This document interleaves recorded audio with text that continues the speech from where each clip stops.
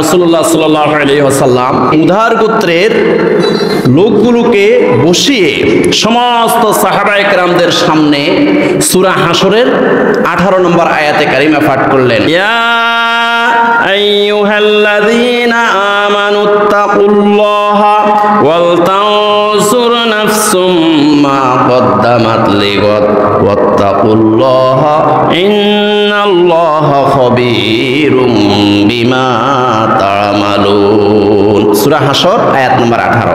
রাসূলুল্লাহ সাল্লাল্লাহু আলাইহি সাল্লাম সূরা নিসার 1 নম্বর আয়াতে কারিমা পাঠ করার পরে সূরা হাশরের 18 নম্বর আয়াতে কারিমা পাঠ করলেন সাহাবায়ে কেরামদের সামনে। কি বললেন?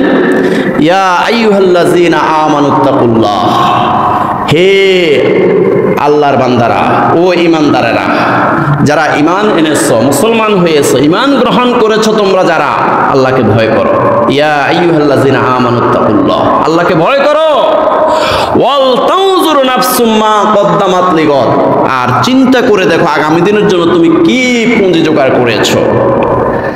আগামী দিন মানে হাশরের ময়দানের জন্য, কিয়ামত দিবসের জন্য, আখিরাতের জন্য তুমি কি পুঁজি জোগাড় করেছো, কি সঞ্চয় করেছো, কোন আমলটা করেছো, এই ব্যাপারে তুমি চিন্তা করে দেখো। ওয়াল তানজুর নাফসুম মা কদ্দামাত লিগাদ ওয়াত্তাকুল্লাহ, আল্লাহ পাক আবার বলেন আল্লাহকে ভয় করো।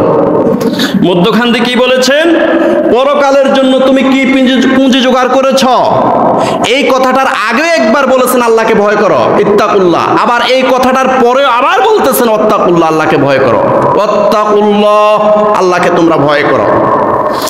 ওয়াল তানজুর নাফসুম মা কদ্দামাত লিগাদ ওয়াত্তাকুল্লাহ ইন্নাল্লাহা খাবীরুম বিমা তা'মালুন। নিশ্চয় আল্লাহ সুবহানাহু ওয়া তাআলা তোমাদের সব খবর রাখেন।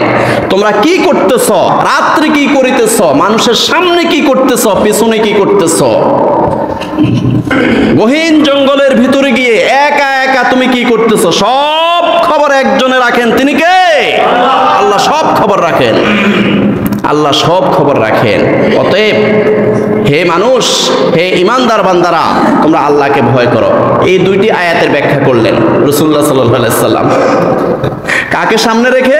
মুদার গোত্রের ওই গরিব মানুষদেরকে বসাইয়া রেখে সাহাবায়ে কেরামদের সামনে দুইটা আয়াতের ব্যাখ্যা করলেন।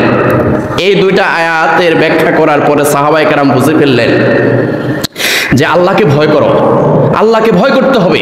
সাহাবায়ে কেরাম বুঝে ফেললেন এই মুদার গোত্রের এই গরিব মানুষের পেটের মধ্যে খাদ্য নয়, আমাদের পেটে খাদ্য আছে, আল্লাহকে ভয় করতে হবে, এদের খাদ্যের ব্যবস্থা করতে হবে। সাহাবায়ে কেরামরা বুঝে ফেলেছেন।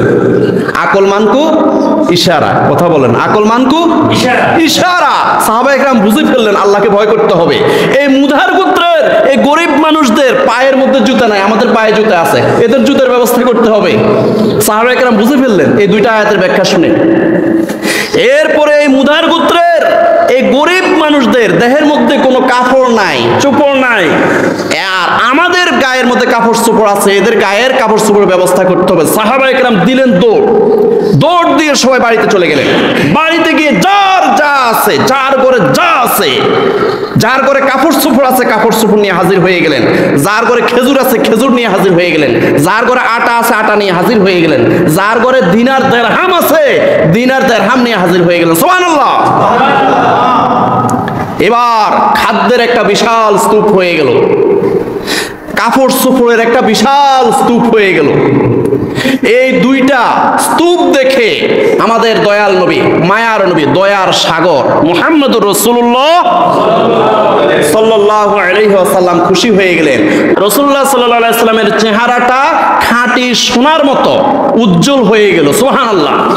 তিনি মুস্কি মুস্কি হাসতে লাগলেন।